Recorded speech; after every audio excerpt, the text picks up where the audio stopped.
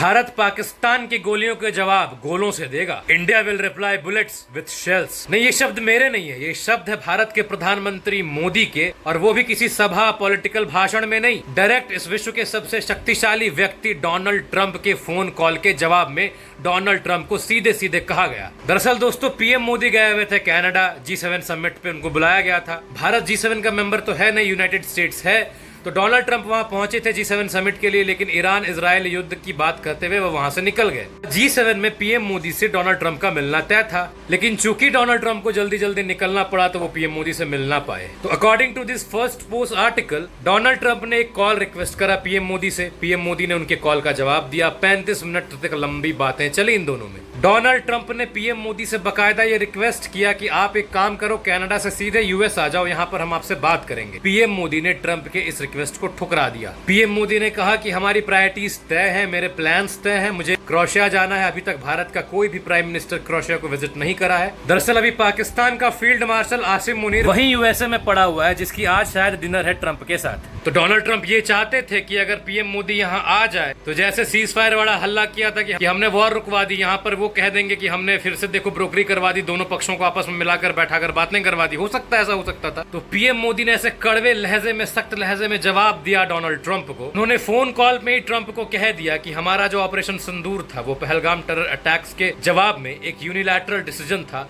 और इसका जो सीज फायर था वो भी केवल इसलिए हुआ क्योंकि पाकिस्तान घुटनों पर आकर गिड़गिड़ाया। हमने कभी भी थर्ड पार्टी मीडिएशन को स्वीकारा नहीं, और ना ही हम इस बात को मानते हैं कि यहाँ पर किसी भी थर्ड पार्टी का कोई प्रकार का इंटरवेंशन है।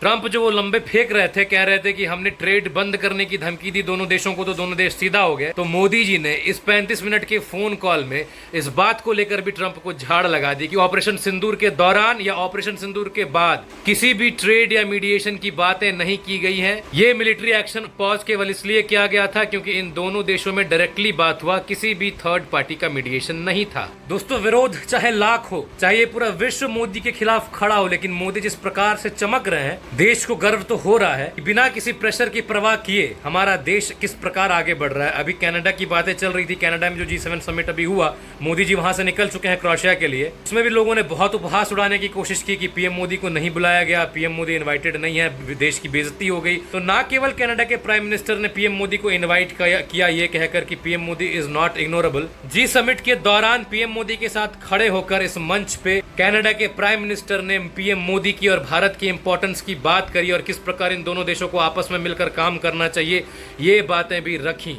दोस्तों, जो लोग इस बात का मजाक उड़ा रहे थे कि भारत को और पीएम मोदी को इस बार G7 समिट में इनवाइट नहीं किया गया, उनको जाकर जरा पूछना कि अब तक कुल 52 G7 समिट्स हो चुके हैं, जिसमें से भारत को 12 बार इनवाइट किया गया है। शुरुआत हुई थी प्राइम मिनिस्टर अटल बिहारी वाजपेयी जी के साथ 2003 में, जब फ्रांस में ये हुआ था। 3 में बुलाया गया, 4 में नहीं बुलाया गया, फिर 5, 6, 7, 8, 9 ये 5 वर्ष बुलाए गए। उसके बाद फिर 2009 से बुलाने का सिलसिला बंद हो गया। आखिर क्यों बंद हो गया भाई 2009 से? शुरुआत तो एक तगड़े प्राइम मिनिस्टर ने करवा दिया था, फिर 9 से बंद क्यों हो गया? फिर जाकर 2019 से ये सिलसिला दोबारा चालू हुआ। दोस्तों, अब आते हैं थोड़ा पाकिस्तान के इस आसिम मुनीर पे। आसिम मुनीर जब यूएसए जाता है तो यूएसए में इसका स्वागत जूते और चप्पलों से होता है। लोग इसका विरोध करते हैं, इसको पाकिस्तान का कातिल बुलाते हैं, इसको पाकिस्तानियों का कातिल बुलाते हैं, और इसको गो बैक के नारे लगाए जाते हैं। इमरान खान के जितने भी सपोर्टर्स थे वो सड़कों पर जमा हो जाते हैं और इसके खिलाफ भयंकर वाला प्रदर्शन करते हैं। तो दोस्तों, G7 समिट के दौरान आपने देखा पीएम मोदी ने किस प्रकार वहां पर सुर्खियां बटोर ली। डोनाल्ड ट्रंप को कड़ा कड़ा जवाब भी दे दिया। आसिम मुनीर भी यूएसए जाकर पिट गया, और अब पीएम मोदी क्रोएशिया के दौरे पर है। ये क्रोएशिया का दौरा भारत के लिए इंपॉर्टेंट क्यों है,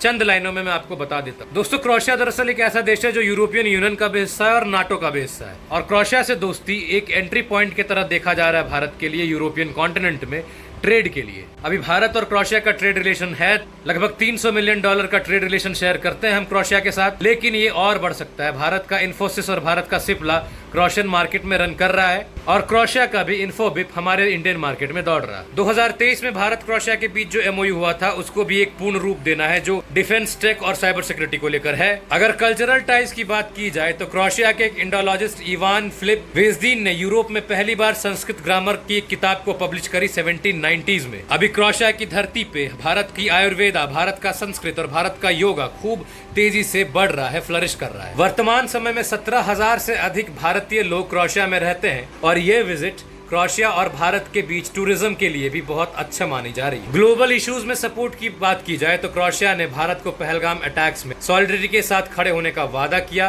पहलगाम अटैक्स की मजम्मत की और भारत के सोवरेनिटी और सिक्योरिटी पर भारत के स्टैंड का सपोर्ट किया। तो these were the important topics for today. अगर आपको ये वीडियो पसंद आया हो तो इसको लाइक सब्सक्राइब जरूर कर लेना, चैनल को बेल आइकन जरूर दबा देना और फेसबुक पे देख रहे हो तो धड़ाधड़ शेयर जरूर करना। राम राम।